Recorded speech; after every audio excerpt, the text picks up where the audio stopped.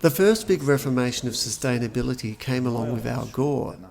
He came through with comparing one system to another, tracing the complexity of a life cycle back to an initial core of CO2. He asserted himself against the leading opinion of the scientific world of the time that denied the impact on climate, and he accomplished a change of paradigm. It is terrific that the whole world is moving towards the goal of sustainable development, is willing to solve the problem we have with CO2. And if we can convince ourselves that we can accomplish this, other things are approachable as well. The official goal for 2013 is 30% less CO2. It's easy to remember. 20 for 2020, 30 for 2030, 50 for 2040. By 2050, we will already have 80% less CO2. I consider myself an optimist and believe this goal of environmental compatibility is technically, economically, and from an organisational point feasible.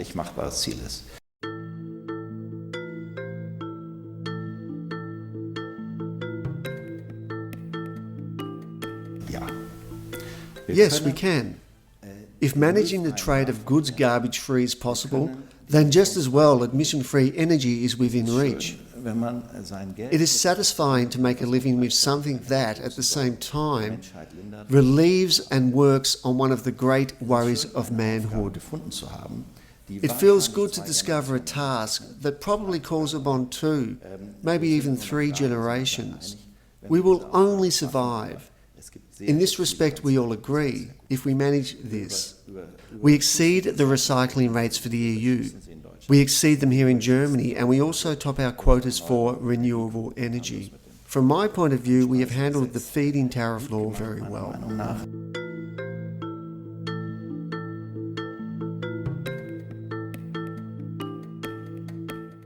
In our company, we have 3 topics which we have developed gradually and which depict what the world is in need of. We produce reusable packaging, packaging that will never become trash. We realised that already at the beginning of the 80s. Reusable packaging wins every life cycle assessment by far. In the field of reusable packaging, we are like the dishwasher of the nation.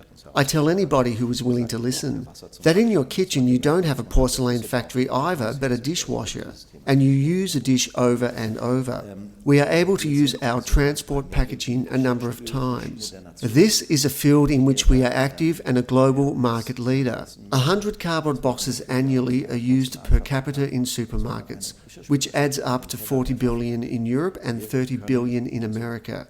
Those are replaceable, step by recycling systems. That is our business. This is absolutely great. We can do this in an effective economic way. I'll give you a little index number. The cleaning of a reusable box, which goes back and forth and costs about 1 or 2 cents, allowing for depreciation per circulation, costs originally 15 cents. A cardboard box costs 50 cents in an average size. Hence, we are efficient with an environmentally friendly aspect. There are many possibilities to produce eco-friendly solutions economically favourable. A retailer once said to us, if you want to make reusability a success, you have to pick up reusable items daily at 30,000 locations and come to an agreement with thousands of suppliers about the standardisation of boxes. We don't have time to sort out daily. We want to sell just as much as they do. And so we have worked something out and set up a service company which is called IFCO, standing for International Food Container. So far, it has been very successful. IFCO today has 5,000 employees and replaces 5 billion cardboard boxes per year. And this sums up to about 1 billion kilograms of CO2 economisation annually. So IFCO approximately compensates the consumption of Munich. Recycling is one of the great challenges. 300 billion bottles of synthetic material are annually produced, which equates to 12 billion kilos, 30 bottles per kilo. Yes, and we come to terms with the 3-4 kings of the branch. At least how to do that technically.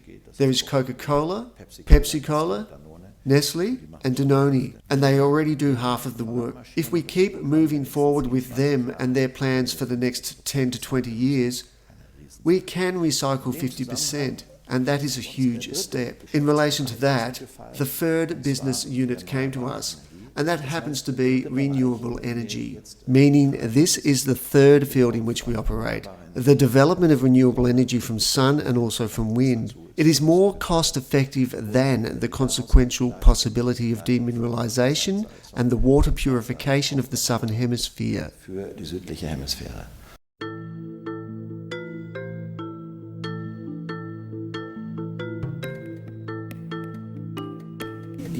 The question of energy is clearly explicable.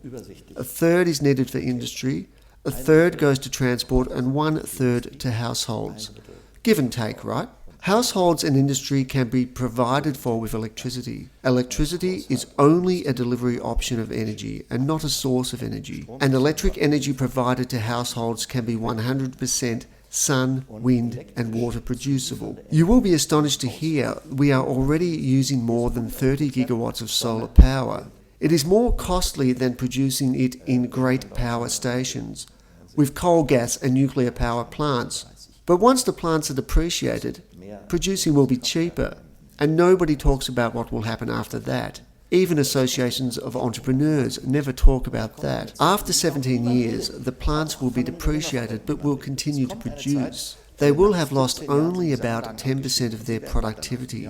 A few panels will have to be exchanged. This will be the time when the costs of maintenance per kilowatt hour for sun and wind will be only 1, 2 or 3 cents. Electricity for industry and households will be produced oil and gas free. This is going to be the process for the next 50 years. Still remaining the transport. Using the same source, we can use electricity to drive across cities. But this doesn't work for airplanes. Cars and ships can be powered by electricity. Airplanes cannot. But we know how to produce ethanol. Ethanol in Brazil is already supplying half of the traffic there. This will lead, like a huge reorganizational program, like the reorganization of Germany after the war, to an economic miracle of renewal. Hence I am a great optimist, who says a garbage-free movement of goods, emission-free energy with enough water left is possible. This is the great task for the next 50 to 100 years.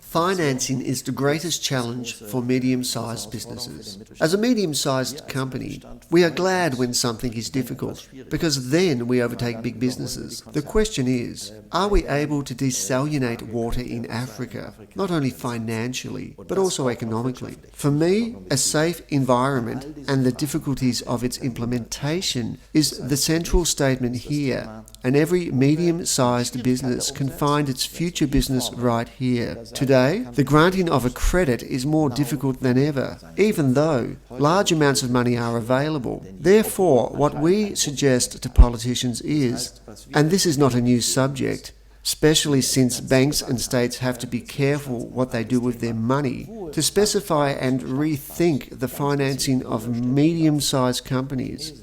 The Chinese, for example, support exports in a very clever way. A consumer of Chinese goods is provided at the same time with money coming from China. The purchaser of Chinese panels becomes, at the same time, the friend of the Chinese government because they help him finance the goods. What a great advantage. Learning from that, people in Europe could move forward a lot to make Europe the guiding light and social and ecological leader of the world, if we can only get the financial restrictions loosened a bit.